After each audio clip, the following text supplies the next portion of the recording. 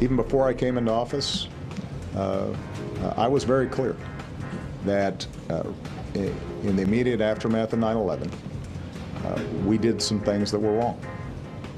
We did a whole lot of things that were right, but we tortured some folks. We did some things that were contrary to our values.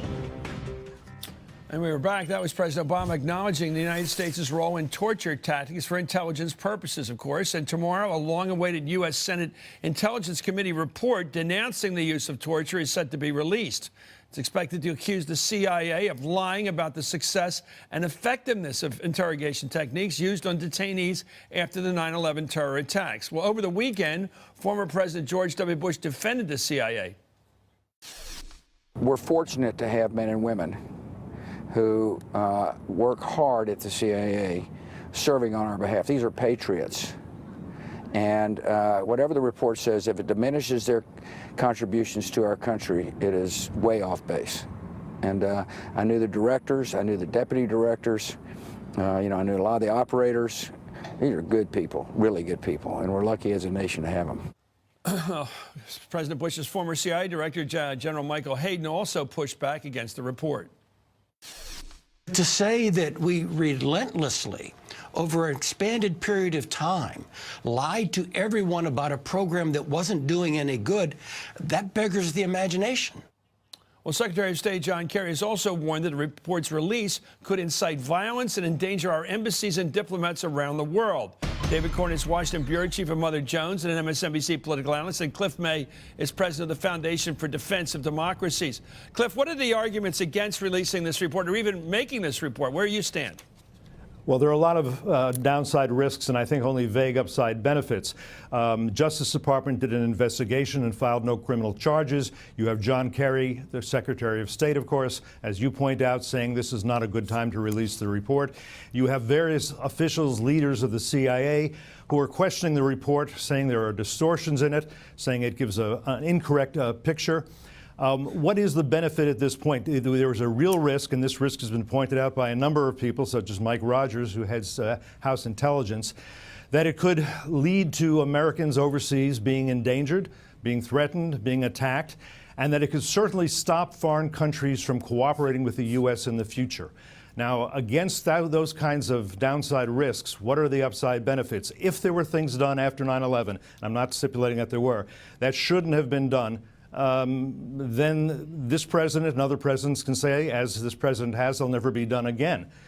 If we want to have a conversation about what constitutes torture, what constitutes the kind of interrogation that we are willing to have against someone like Khalid Sheikh Mohammed, now at Gitmo, who was one of the masterminds of the 9/11 attacks, then let's have that conversation. I'm not sure of the benefits of releasing this 6,000-page report, which we have not read yet, at this point or any point. Well, Cliff, thank you. Let's hear the other side. David Corn. Well, to begin with, if we had not engaged in torture, if we hadn't locked up people in Gitmo, there would be no problem. There'd be no issue here to begin with and worrying about what was going to happen overseas.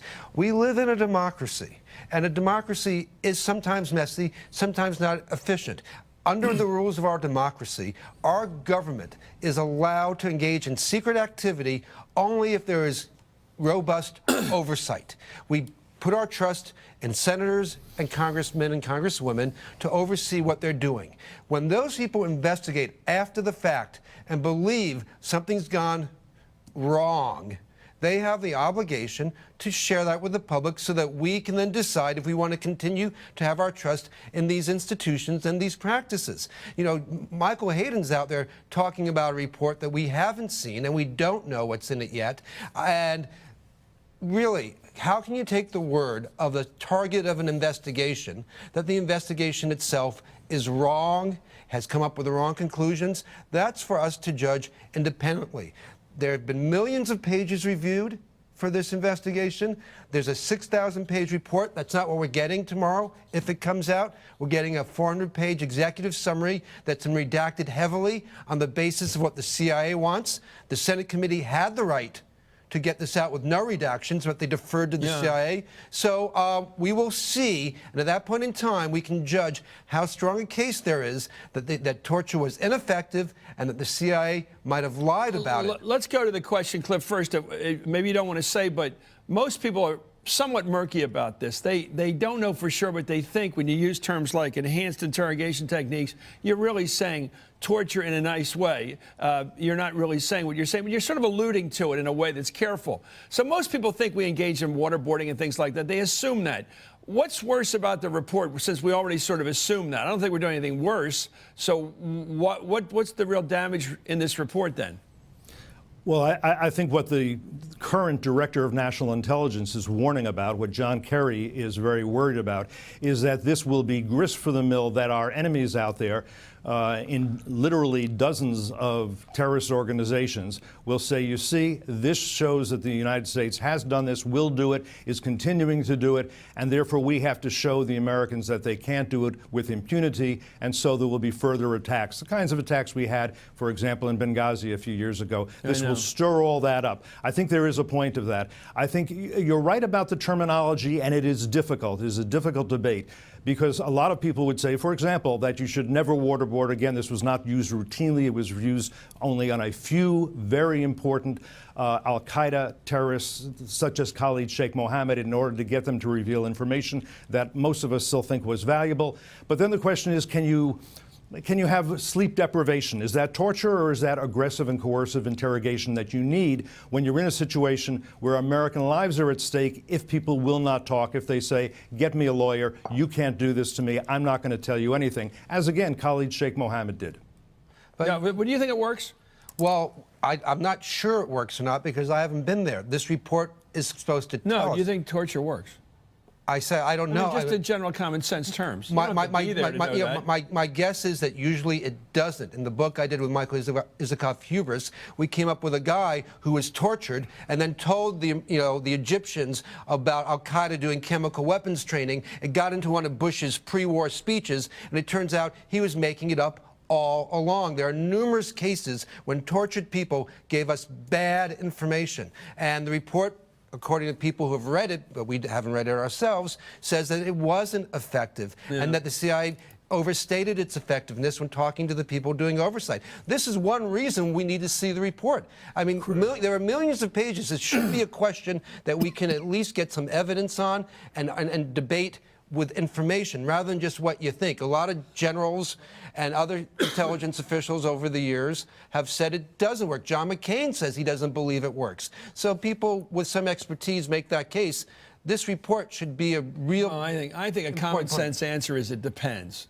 Well, I think, Chris, it might Chris, be. I think you're right. But I would also say this, and I'm going to press this point. I do not favor torture. I do think there is such a thing as coercive, aggressive interrogation methods, short of torture, that do work in the hands of a professional who knows how to get somebody to understand that they will not get the kind of comfort they want unless they are cooperating. And the way it works is that the interrogator knows the answers to most of the questions he's asking. Yeah, and but that's what about the way, thinking? Let me just, so we end on this on a note we can sort of agree on the great turn. Right. If you're being encouraged to believe you're drowning, is that torture, Cliff? You know, I think there's a reasonable argument can be made that it is, and we probably shouldn't do it. On the other hand, I don't think that means that you. Well, look, if you're in a situation with someone like Khalid Sheikh Mohammed, and the only way you can get the information to save American lives is to make him think he is drowning, but he's not, I would probably say that's justified, but a lot of people wouldn't. But I would say this. But the issue, Chris, is this fallback position. It's the only way. There are a lot of experts in interrogation who say it's not the only way. The FBI interrogators often took issue with CIA interrogators. That was not the only issue. So let's have. So let me just say this. Let's see the report. You said we tell the world we torture. We did already. We've admitted we've tortured. This report will tell the world nothing about the big picture. So the world always has a reason, our enemies, to get upset and to do something. This report will not tell the world anything they don't know in terms of whether we committed torture or not. Chris, if this report will not tell anybody anything they don't know, there's no reason to put it out. It becomes a show No, we'll trial tell of our Americans about CIA whether it people. worked. Well, And one then thing throw them this- we should have oversight by Congress. Everything does not need to be made public to our enemies abroad who are right now engaged in a war against us.